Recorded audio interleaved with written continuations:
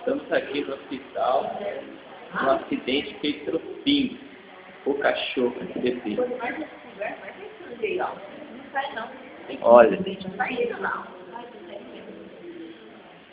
sangrando ainda.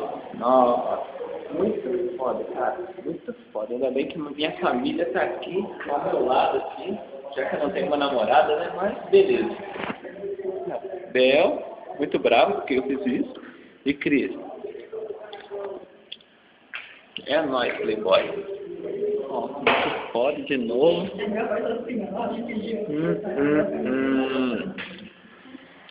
Aí, Fernanda, nunca cria um cachorro, cria um gato.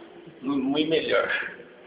Flavinho, Pretinha, Flavinho, meu primo, João, pé de feijão, careca. E geral galera aí, tá? Vitória, Isabela. Não, daí não. Não, Kate também. Kate, a loira do barraco. Beleza, tá bom.